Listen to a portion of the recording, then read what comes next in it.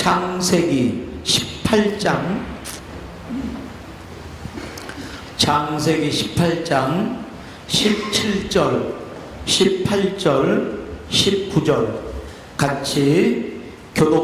같이 한 목소리로 읽도록 하겠습니다. 큰 목소리로 읽겠습니다. 하나님의 말씀입니다. 시작. 여호와께서 이르시되 내가 하려 아브라함에게 숨기겠느냐. 아브라함은 강대한 나라가 되고 천하 만민은 그로 말미암아 복을 받게 될 것이 아니냐. 내가 그로 그 자식과 건석에게 명하여 여호와의 도를 지켜 의와 도를 행하게 하려고 그를 택하였나니 이는 나 여호와가 아브라함에게 대하여 말한 일을 이루려 함이니라. 아멘. 그 말씀을 보세요. 이 말씀을 한번 다시 한번 여기 띄워주세요. 자, 17절. 내가 잘 보세요. 내가 하려는 일을 숨기겠느냐? 안 숨기겠다는 거죠. 그러면 뭐 하시겠다는 거죠? 말씀하시겠다는 거죠. 말씀하면 어떻게 돼요? 19절을 한번 보세요. 19절을 말한 것을 이루겠다 하세요. 내가 하려는 일을 숨기겠느냐. 그래서 말씀하시죠. 그리고는 뭐라고요? 주께서 이루시겠다고 말씀하세요. 생각이 있으세요? 말하세요? 이루세요. 그러면 주님의 생각이 뭐고 주님이 말씀한 게 뭔가를 18절로 한번 보세요. 강한 나라가 되겠다는 거예요. 천하 만민은 아브라함으로 말미암아 복을 받게 될 것이라는 거예요. 이게 주님의 생각이에요. 아브라함이 누구라고요? 말씀을 들을 때는 꼭 뭐가 있어야 된다고요? 적용이요. 내가 누구라고요? 아브라함이라고요. 아브라함이라고요. 안 믿기세요? 안 믿겨요? 뭐 먼 나라 금성 얘기인가 화성 얘기인가? 내가 아브라함이라고요. 나를 통해 어떻게 된다고요? 강대한 나라와 축복의 통로가 되게 하겠다는 거예요. 복을 받아서 강한 나라로 만들어 아브라함으로 뭐로 삼아요? 복을 받게 해서 복의 통로가 된단 말이에요. 복만 주세요가 아니라 넘치고도 넘쳐서 그 복을 나누는 축복의 통로가 된다. 아멘. 아니 아브라함에게 말고요. 지금 나에게 그렇게 하시겠다니까요. 이게 누구 거가 된다고요? 믿음으로 딱 잡는 자 것이 되는 거라고요. 아멘. 자, 그런데 강대한 나라가 되기 전에 아브라함 죽어버리면 어떻게 해요? 강대한 나라와 축복 넘치는 자로 되기 전에 아브라함 죽으면 어떻게 해요? 자, 19절이요. 그래서 주님이 또 말씀하세요. 또 누구를 붙여줘요? 누구를 붙여줘요? 자식들이요. 어찌되었던 내가 그 비전을 바라보고 가다가 죽어요. 근데 주님이 말씀하신 건 분명히 이루어져요. 뭐라고요? 강하고 큰 나라와 복을 받고 복의 축복의 통로가 되는 그런 민족이 되겠다. 아브라함이 죽으면 누구를 통하여? 자식을 통하여. 아멘. 그래서 주님은 아브라함에게 비전을 가지세요. 하나님은 아브라함에게 비전을 가지세요. 큰 나라와 민족이라는 비전을 가져요. 그 다음에 아브라함을 통한 비전을 가져요. 아브라함을 통해 누구를 향한? 자녀들을 향한 비전을 가져요. 누구를 통해서? 아브라함을 통해서. 자, 주님이 우리에게 복 주실 거예요. 그리고 또 무슨 복을 줘요? 우리가 축복의 통로가 되는 복이요. 누구를 향하여? 우리 자녀들을 향하여. 우리가 못 이루면 누가 이루어요? 우리 자녀들이. 큰 나라, 강한 나라, 복을 받는 나라, 복의 통로가 되는 나라를 우리 자녀들이 만들 거예요. 그러니까 누가 중요해요? 다음 세대가 중요해요. 내가 사랑받았어요. 그 사랑을 우리 자녀들에게 나누어야 돼요. 자, 성경은 자녀들에 대해서 이야기할 때 부모의 책임이 있다고 말을 해요. 부모에게 책임이 있다고. 첫 번째는 뭐냐면 자녀들은 누구라고요? 하나님의 피조물이라고요. 내 자녀이기도 하지만 내 자녀이기 이전에 하나님의 자녀예요. 하나님이 만드신 자예요. 성경은 이렇게 말해요. 너희 부모가 너희를 버리겠느냐? 세상의 사람들이 너를 버려도 너희 부모만큼은 버리지 않는다. 왜죠? 그 부모에게는 그 자녀가 그렇게 귀하기 때문이에요. 그런데 주님이 또 말씀하세요. 혹시 어떤 상황 속에 들어가면 너희 부모는 어쩔 수 없이 너를 버릴 때가 있어. 일반적인 건 아니지만 정말 너희를 사랑하는, 너를 고귀하게 여기는 부모라도 어떤 상황 속에 들어가면 너희를 버릴 수도 있어. 그런데 하나님은 전혀 버리지 않을 거야. 왜 그런 거죠? 그렇게 고귀하니까요. 자기가 지은 피조물, 자기가 그렇게 사랑하는 피조물 버릴 리가 없다는 거예요. 그만큼 하나님 앞에 고귀한 존재예요. 그 존재를 우리에게 맡겨줬어요. 우리가 그들을 어떻게 대해야 돼요? 그들을 고귀하고 존귀하게 대해줘야 돼요. 그래서 예수님은, 제자들은 그들을 쫓으려고 했지만 예수님은 부득불 그들을 불러다가 축복하고 안수하고 기도해 주세요. 그래서 우리가 우리 자녀들에 대해 책임을 지는 것은 어떻게 책임을 지냐면 우리 아이들을 위해 축복 기도하는 거예요. 그리고 부모의 책임은 뭐냐면 역시 가르치고 양육하는 것입니다. 우리 아이들도 내 그냥 자녀로 뭐 그냥 감싸 안기만 하는 자녀가 아니고요. 우리 집에서 아이들한테 혼낼 때 왜 혼내죠? 엄마가 제일 싫어하는 거 뭐지? 거짓말 하는 거예요. 거짓말 하는 거예요. 너 왜 거짓말했어? 그러잖아요. 어느 날 전화가 왔어요. 학교에서요, 당신 아들이 너무 거짓말을 많이 해갖고 애들이 힘들어해요.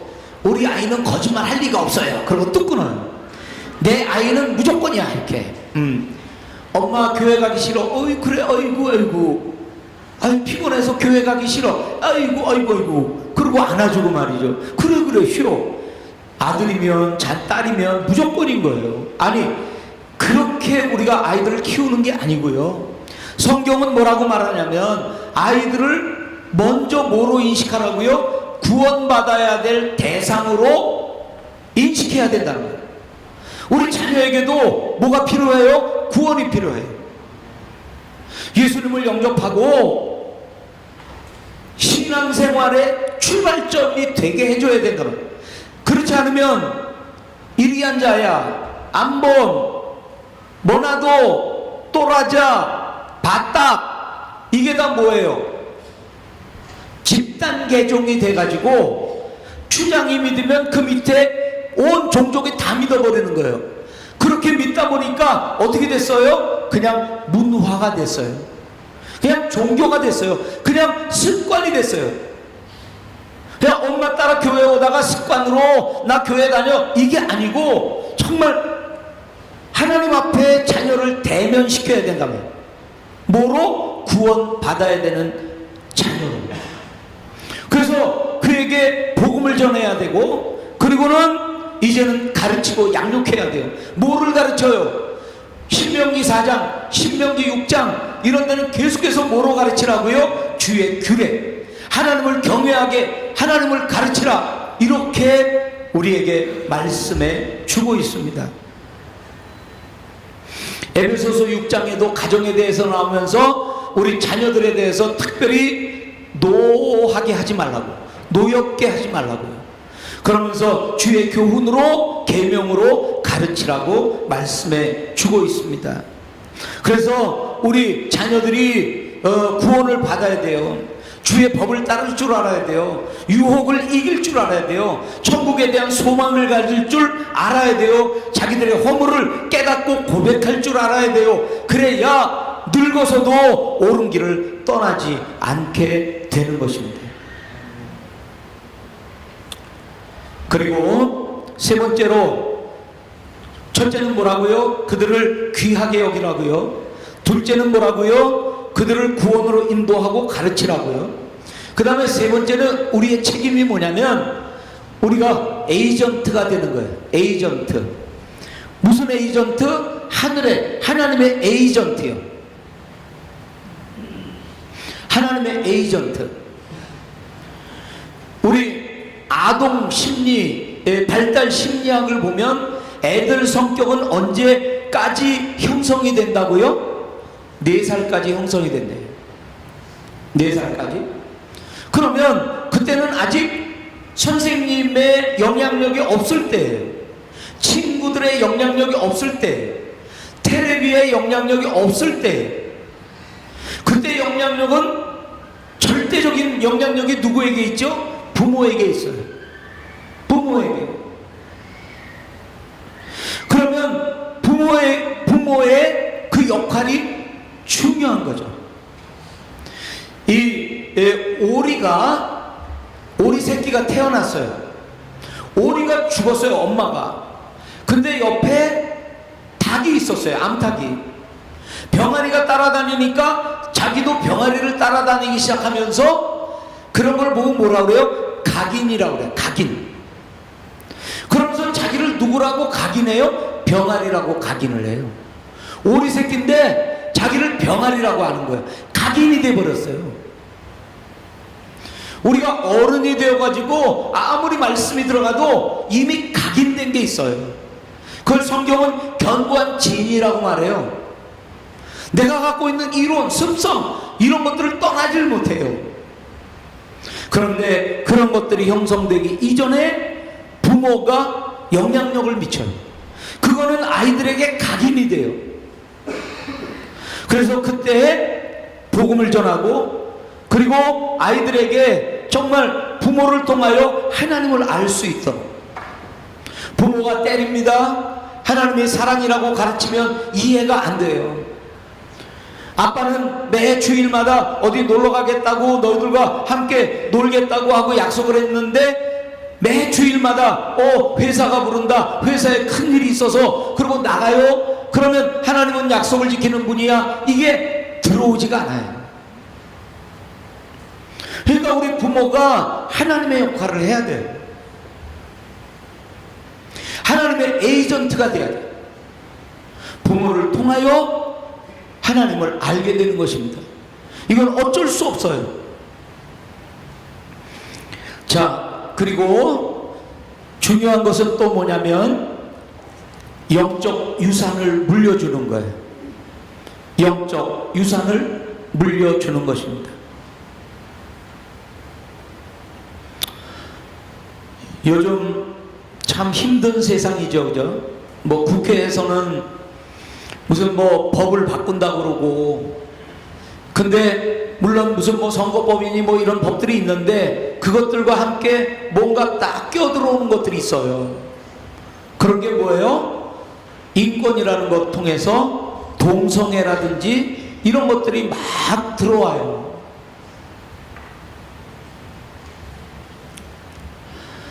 정체성이 뭐냐면 내가 남자의 몸에 이런 구조를 갖고 있어도 내가 여자라고 느끼면 그건 여자예요.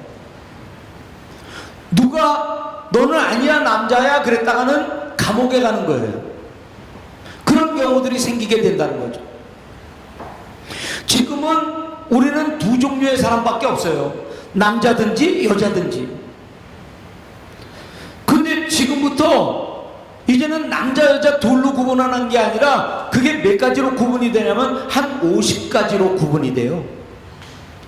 50가지가 뭐요 이게?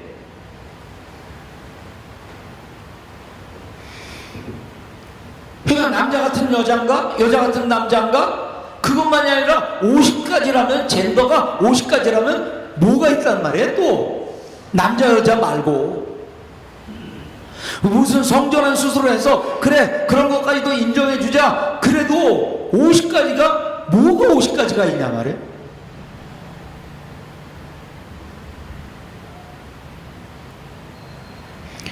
여자가 남자 화장실을 가요. 남자가 여자 목욕탕을 가요. 왜냐면 자기는 여자라고 느끼기 때문에. 이제 이런 시대가 오는 거예요. 지금 우리 시대도 그게 이제 시작을 하면서 우리도 혼돈스러운데, 우리는 당연하잖아요. 동성애법 그거 동성애하면 되겠니? 그러면 누구든지 아니야 동성애하면 안 되지 그럴 것 같죠? 그런데 물어보세요. 그거 뭐 취향이지, 하고 뭐 자기가 좋은 거 자기 철학이지. 이래서요 이게 동성애는 성경에는 죄다 이게 안 돼요. 이게 성립이 안 돼요. 사람 따라 취향 따라 문화 따라 다른 거지 이렇게 돼버리고 말아요. 우리가 동성애자들을 정죄하자 이런 소리가 아니에요. 어쨌든 간에 성경이 말하는 바는 저희들이 정확하게 해놓고 그렇지 않은 사람들을 다가가서 사랑하고 고쳐주고 이런 것들을 해야 되는데, 벌써 성경이 죄라고 구분한다고 말한다면 벌써 거리가 생겨버리고 말아요. 이런 시대에 우리도 혼돈스러운데 더 혼돈스러운 그 세대에 우리 자녀들이 남는다는 말이에요. 보호하던 우리는 사라져버리고 이제 자녀들은 그런 세상에서 살게 된단 말이죠. 우리가 어떻게 해야 될까요? 우리 자녀들을 어떻게 해야 될까요? 그래서 우리는 정말 열심히 가정에서 주일학교에서 정말 우리 아이들을 신앙으로 키워놓지 않으면 세상을 변화시키기는커녕 세상에 물들어서 유혹에 빠져서 교회가 사교 모임인지 그렇게 전락해버릴 수밖에 없잖아요. 우리가 명확한 신앙의 표대를 가지고 우리 자녀들을 가르치고, 오히려 우리 자녀들은 우리보다 더한 믿음을 가지고 그 어려운 세상에서 하나님 나라를 세워가는 믿음의 용사들이 되도록 우리가 도와줘야 되지 않겠습니까? 오늘 한번 이런 이야기를 한번 같이 한번 보시죠. 우리 한번 이쪽으로 좀 돌려주세요.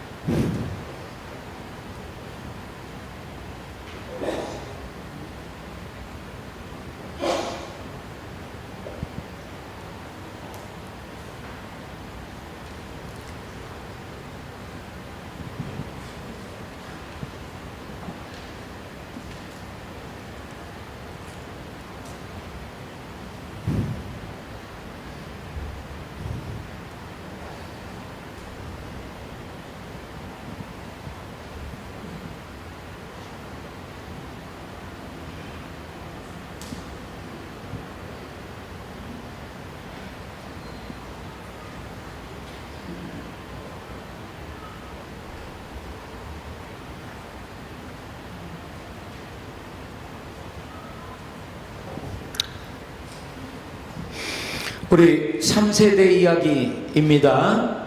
3세대 신앙이 계승이 되죠.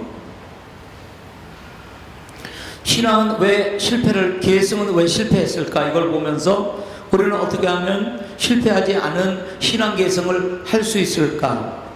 우리가 먼저 사람을 좀 알았으면 좋겠다. 그죠? 그리고 제일 중요한 것은 결국은 모든 것의 핵심은 말씀이에요. 말씀을 붙드는, 말씀이 살아있는 신앙, 이 말씀을 어디에다 심을 것인가. 그래서 말씀을 그 자리에 심어주는 자, 그를 생명의 전달자, 복음의 전달자, 십자가의 전달자라고 말합니다. 3세대 이야기, 여호수아에서 사사기의 이야기입니다. 첫째 세대는 뭘까요? 첫째 세대는 뭐예요? 여호수아 세대겠죠, 그죠? 둘째 세대는 무슨 세대일까요? 여호수아를 아는 세대겠죠. 셋째 세대는 무슨 세대일까요? 여호와를 모르는 세대겠죠.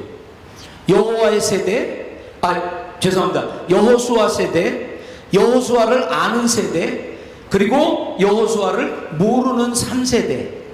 어떻게 변해가는지를 한번 같이 보도록 하겠습니다.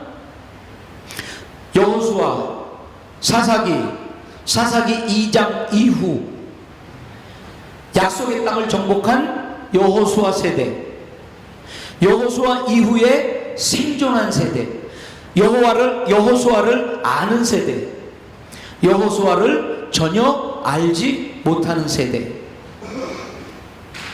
이들 각 세대 특징은 무엇일까요?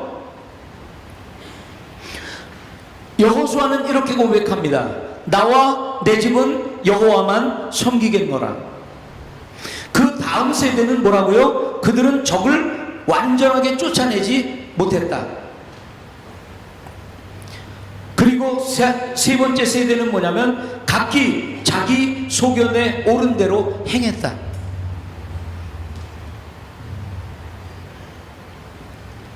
하나님에 대한 태도, 1세대 헌신했죠. 하나님을 알았죠. 2세대는 타협을 하죠. 하나님에 대해 알죠. 뭐만 남았다고요?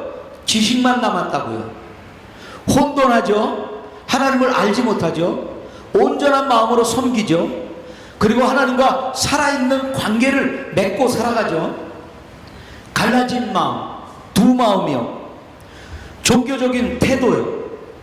완악한 마음이요. 그리고 하나님을 거부하는 세대가 되었습니다. 두 번째는 그들의 신앙 체험이에요. 직접적인 믿음이죠. 직접적으로 목격한 믿음이죠. 그리고 하나님이 하신 일을 직접 보았죠. 들은 겁니다. 남에게 들은 거예요. 우리 대개 믿음 생활을 이렇게 들어서 해요. 누군가 귀동냥으로 신앙생활을 해요. 누가 나는 정말 방언하는 거 싫어, 그런 소리를 누구에게 들으면 나도 괜히 누가 방언하면 소름 돋아요. 아우 소름 돋아. 누군가가 난 정말 방언을 사모해, 이런 말을 들으면 자기도 방언을 사모하게 돼요. 이렇게 들어서, 그러니까 뿌리가 없는 거예요. 흔들려요. 하나님 하신 일에 대해서 들었다. 직접 목격한 게 아니라 대해서 들었다는 거죠. 믿음이 없는 시대고 하나님 하신 일을 전혀 알지 못해요. 성령의 능력으로 1세대가 살았다면 성령과 자아가, 옛사람과 새사람이 지금 막 혼돈 가운데 갈등하는 삶을 살아요. 그리고 자아가 지배하는 삶을 살아요. 여호수아 세대는 말씀의 복종이에요. 말씀을 알고 이해해요. 말씀을 따라 살아요. 이 세대는 말씀을 인정하긴 해요. 알지만 이해는 못해요. 다른 신자를 따라요. 하나님을 따르는 게 아니라 다른 신자를 따라가요. 3세대는 자신이 곧 말씀이에요. 무지 또는 이해하지 못해요. 그리고 세상 따라가요. 옆에 나라가 부자 나라예요. 가만히 보니까 저 우상을 섬기네요. 저 우상 때문에 부자가 되었나? 우리도 그럼 저 우상. 이런 세대가 된 거예요. 라이프 스타일, 삶의 스타일은 어땠었냐는 거죠. 하나님만 바라보는 거예요. 분명한 비전과 목적이 있어요. 하나님께 영광을 돌린다, 하나님 뜻대로 산다, 이런 분명한 비전과 목적이 있어요. 이 세대는 잘 나가요. 가르침을 잘 따르기도 해요. 그러나 지나온 자치는 기억하지만 목적은 망각해요. 앞으로 어떤 일이 벌어질지. 옛날에 주님이 홍해를 갈랐다네, 나에게는 그런 일이 안 일어나겠지, 이런 거예요. 성경에는 그런 말들이 많지만 우리는 무리를 못 걸어. 그럴 리가 없어. 기도해서 병이 나을 리가 없어. 약을 먹어야 병이 낫지, 이런 거죠. 이제 무엇을 믿어야 하는지 조차 모르는 세대가 됐고요. 얘기하는 사람도 없고 묻는 사람도 없어요. 이게 3세대예요. 여호수아는 한 가지만을 선택합니다. 뭐라고요? 나와 내 집은 여호와만 섬기겠노라. 나와 여호와만 섬기겠노라. 자, 이제 이게 우리의 숙제가 됐어요. 우리의 숙제가 됐습니다. 우리에게는 세 가지 부분이 있어요. 먼저 두 가지 부분이 있죠. 첫째 부분은 뭐예요? 보이는 부분과 둘째 부분은 뭐예요? 보이지 않는 부분이에요. 이거를 빙산의 일각이라고 말해요. 보이는 세계는 결정되어 있고 통제 가능한 세계. 이거는 어떻게 형성이 되냐면 선천적인 요소, 유전이라는 거죠. 후천적인 요소, 교육이나 이런 것들로 후천적인 요소가 돼요. 세 번째는 환경이에요. 환경 따라 달라지는 거예요. 전에는 우리가 한 30년 전에 인도네시아 왔을 때는, 그때는 에어컨이 없었어요. 에어컨 없이도 얼마나 잘 살았는지 몰라요. 근데 이제는 에어컨이 없으면 못 살아요, 이제. 그렇잖아요, 그죠? 어떤 사람은 어떤 환경에 들어가면은 애벌레가 맛있는 음식으로 느껴져요. 근데 어떤 사람에게는 어떤 환경 속에서는 애벌레는 징그러운 거예요. 이렇게 후천적이고 선천적이고 환경에 따라서 결정돼요. 보이는 부분. 그런가 하면 보이지 않는 부분이 있어요. 물 속에 있는 부분. 결정되지 않고 통제 불가능해요. 통제 불가능해요.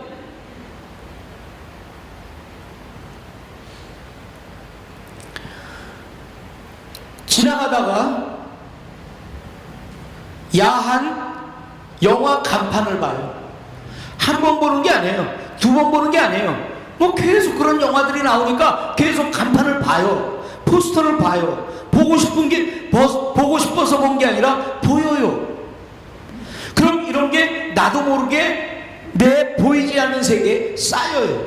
안 쌓이게 하겠다 그런다고 안 쌓이는 게 아니에요. 영화를 보면 내가 누구를 때리면 이거는 한 씬이에요. 씬. 그런데 한 씬 가운데 몇 개의 필름이 돌아가고 있을까요? 요런 필름, 요런 필름, 요런 필름, 요런 필름, 요런 필름 한 100개 들어간다고 봅시다. 이거를 확 잡아당기면 한 씬이 되는 거예요. 그런데 한 100개마다 하나씩 코카콜라라고 쓰자. 그래서 누구도 코카콜라라는 글씨가 있다는 걸 인식을 못해요. 그런데 그 영화를 보고 나오면 사람들이 코카콜라를 많이 사 먹어요. 그 필름에 안 쓴 것과 쓴 영화를 본 것과 다르게 코카콜라라고 써있는 영화를 보면 코카콜라를 영화 끝나고 더 많이 사 먹어요. 그건 통제할 수가 없는 거예요. 이 부분이 보이지 않는 부분이에요. 자, 이 보이지 않는 부분도 두 부분으로 나뉘어요. 혼과 영이라고 그래요. 혼은 우리의 마음에 관한 것들이에요. 그리고 더 깊은 곳에 영의 세계가 있어요. 영의 세계. 자, 영의 세계가 스위치를 넣어요. 그럼 플러그 인이 되죠. 그게 어디로 가냐면 마음으로 가요. 우리의 혼으로 가요. 그래서 우리의 마음, 우리 평안하냐, 잘 참냐, 아니냐, 이런 것들이 어디서 오는 거냐면 우리의 영혼에서 와요. 영혼이 어떠냐에 따라서 마음이 결정돼요. 마음에 엔터키를 쳐요. 분노가 나가요. 엔터키를 쳐요. 인내가 나가요. 엔터키를 쳐요. 용서가 나가요. 하나님에게 접촉되어 엔터키를 누를 때마다 우리의 보이는 세계에 하나님의 말씀이 증거되는 그런 역사가 일어나야죠. 그래서 우리에게 중요한 부분은 뭐예요? 영혼의 부분이에요. 이거는 하나님이 터치하는 부분이에요. 이 부분을 위하여 우리는 기도해야 돼요. 주님, 이 부분을 주님의 것으로 채워주세요.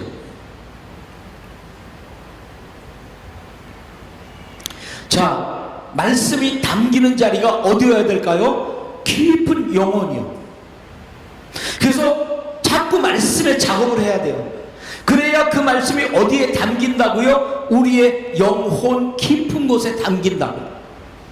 자, 말씀을 담는 자리를 한번 보세요. 우리에게는 본능이 있어요. 본능이 있는데 말씀을 담으면 본능이 앞서요. 말씀이 앞서질 못해요. 욕망과 감각에 의해서 살지, 아무리 말씀을 받고 아무리 예배를 드려도 늘 보이는 부분에 나오는 것은 본능이 나와요. 자, 이성입니다. 내가 이성으로 사는데 거기에다 말씀을 갖다 대야 이성이 더 크게 부각돼요. 욕망, 통찰, 논리, 판단, 자기 판단이 훨씬 더 말씀의 판단보다 높은 거죠. 이런 자리에다가 말씀을 계속 붓지만 힘들어요. 여기 저를 포함해서 기분 나빠하지 마시고요. 우리는 참 힘들어요. 너 힘든 사람아, 자기한테 한번 말해보세요. 응? 뭐가 힘들까요? 변화가 힘들어요. 이미 각인되어 있는 게 많아요. 형성되어 있는 게 많아요. 모양이 만들어진 게 많아요. 습성, 말투, 논리, 성격, 이게 꽉 이미 조성이 되어 가지고 이게 변화되기가 힘들. 그게 어른이에요. 그게 어른. 그게 우리예요. 저를 포함해서 20살이 됐어요. 30살이 돼서 믿었어요. 40살이 돼서 믿었어요. 변하기가 힘들어요. 그저 그냥 있는 대로 살아가는 거죠. 본능으로 살아가고 이성으로 살아가지, 누구도 이게 정말 말씀으로 변해야지, 이게 어려워요. 자, 계속해서 보세요. 자, 감정이요. 우리 이거에 따라 살기가 얼마나 쉬워요. 기쁨, 분노, 애정, 증오, 절망, 우울, 소망 왔다 갔다 하죠. 감정은 그런 거예요. 그리고 또 자아, 자기가 강한 거예요. 하나님 말씀보다는 내 양심이, 이런 거예요. 이게 자아가 강하면 뭐가 강해요? 의가 강해요. 자기 의가 강해요. 자기 의가 강하다 보니까 남의 잘못된 거, 남의 틀린 거, 이런 걸 못 참아요.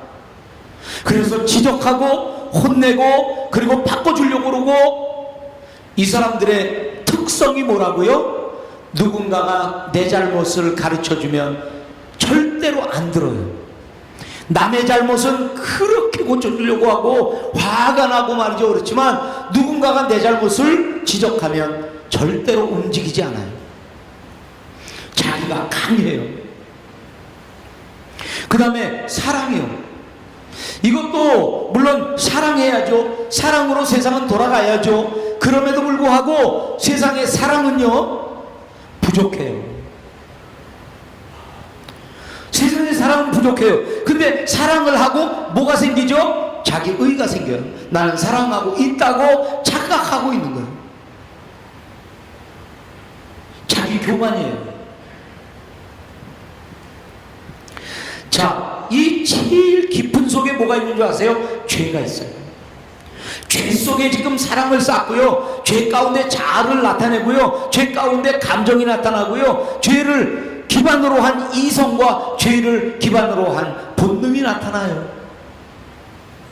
그러니까 우리가 말씀을 아무리 집어넣어도 본능이 나오고 이성이 나오고 감정이 나오고 자아가 나오고 자기 사랑, 자기 의, 이게 나오는 거예요. 자, 우리 아까 사람은 뭐로 이루어졌다고요? 육체와 혼과 뭐로 이루어졌다고요? 영혼으로 이루어졌다고요. 아직 우리의 가능성은 뭐예요? 영혼이에요. 영. 주님, 이 부분을 정말 말씀의 자리로 만들어 주세요. 그래서 그 영이 주님과 연결되면, 스위치를 누르면 우리의 마음이 하나님의 말씀으로 가득하게 하고, 엔터키를 치면은 우리의 삶으로, 육으로 주님의 말씀이 나타나는 그런 삶. 아무리 죄가 기초가 되어 있는데 거기다 사랑을 얹고 자아를, 감정을, 이성을, 본능을 아무리 해도 말씀이 육으로 드러나는, 삶으로 드러나는 그런 삶이 얼마나 어려운가. 그래서 우리의 기도 제목과 우리의 작업이 하나가 있어요. 그게 뭐냐면 주님의 은혜를 구하는 거예요. 아직도 가능성이 뭐라고요? 우리의 영혼이요. 거기에 은혜를 퍼부어 주셔서 말씀이 그 안에 들어가도록, 특별히 우리의 영혼까지도 벌써 30년, 40년, 50년, 60년 살아오면서 영혼까지도 세상에 물들어 있는데, 특별히 우리 아이들, 아직 산 날보다 살아야 될 날이 더 많은 그 아이들, 아직 해맑은 그 영혼 속에 은혜로 말씀을 집어넣어서 그 아이들의 마음이, 그 아이들의 육적인 삶이 말씀을 따라 사는 삶이 되게 해주세요. 아무리 죄가 있어도 은혜가 기초가 되게 해주세요. 그러면 우리는 죄에 대한 성경의 말씀을 알아요. 뭐예요? 주님의 십자가로 해결된 죄예요.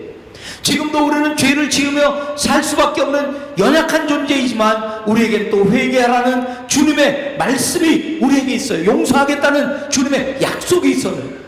이제 우리는 죄의 위의 선자들이 아니라 은혜의 위의 선자들이에요. 은혜로 죄를 생각하고 은혜로 사랑하고 은혜로 자아를, 감정을 주님께 맡겨버리는 이 우리의 남아있는 영혼의 자리, 주님이 간섭해야 되는 자리를 세상이 간섭하고 있어요. 아직도 소망은 이 부분이에요. 주님, 이 영혼이 회복되게 도와주세요. 이 영이 회복되게 도와주세요. 말씀 작업하겠습니다. 말씀 집어넣겠습니다. 묵상하겠습니다. 암송하겠습니다. 읽겠습니다. 그 영혼이, 그 말씀이 영으로 들어가는 은혜를 허락하여 주옵소서. 아멘. 우리에게도 아무리 이미 각인되고 이미 형성되고 이미 습관이 되고 그래도 우리에게 소망은 영혼이에요. 우리의 육적인 것을 뭐 아무리 이를 악물고 고쳐보겠다, 그거는 이것과 마찬가지예요. 방을 좀 바꿔볼까? 커튼, 이 색깔을 바꿔보자. 마찬가지예요. 한 달 지나면 똑같아요. 1년 지나면 또 때타요. 그럼 또 바꿔야 돼요. 그런 게 아니라 우리의 영혼이 은혜로 가득해서 하나님의 말씀을 말씀으로 받아들일 수 있고, 기도함으로 그 은혜로 말씀의 영을 지배하도록, 영으로 들어가서 원래의 영으로 회복될 수 있도록. 원래의 영은 뭐죠? 하나님과 교제하는 자리에, 이 자리가 뺏겼어요. 세상에 들어와 영 깊은 곳을 우리를 지배하게 됐어요. 주님, 이제는 주님의 자리를 주님에게 돌려드리는 작업을 하게 해주세요. 그 자리가 말씀으로 들어가게 하시고 은혜로 그런 일들이 있게 해주세요. 죄인일 수밖에 없어요. 그럼에도 불구하고 주님의 은혜가 있으면 충분히 그 죄를 이길 수 있습니다. 자아가 아직도 강해요. 그러나 주님의 은혜가 있으면 그 영이 마음으로, 육으로 드러나기 시작하면 우리의 자아보다는 하나님의 말씀이 엔터키가 쳐져서 그것이 작동하는 그런 역사가 일어나게 해주세요. 아멘. 이제 우리를 향해 주님께 간구할 것은 은혜입니다. 그 핵심은 말씀입니다. 그 말씀이 내 영에 채워지는 역사가 있게 해주세요. 이미 각인이 되어 있는 어른인 나도 가능성이 있다면, 특별히 우리 아이들, 아직 해맑은 아이들, 아직 영이 병들지 않은 그 아이들, 그 속에 은혜로 말씀이 들어가서 그 아이들의 삶에 기초가 되게 해주세요. 말씀과의 싸움입니다. 말씀을 아는 자, 말씀에 대해 들은 자, 말씀을 모르는 자, 이제 우리는 정말 말씀을 경험하는 자, 말씀을 아는 자. 아멘. 이제 우리 아이들을 위하여 말씀을 영의 자리에 집어넣는 은혜의 역사가 있게 해주세요. 아무리 역사가 있어도 본능에다 말씀 집어넣으면 본능이 먼저 튀어나옵니다. 근데 은혜가 있으면 본능이 어떠하든 간에 하나님의 말씀이 본능적으로 나오게 돼 있으면 그런 삶이 되게 하여 주옵소서. 우리 아이들을 그렇게 키우게 도와. 그래서 다음 세대 정말 지저분하고 더럽고 어두운 그 세대에 남겨놓고 우리는 떠나야 되는데, 그래 난 간다 모르겠다 그러고 갈 건가요? 우리 한번 기도하겠습니다.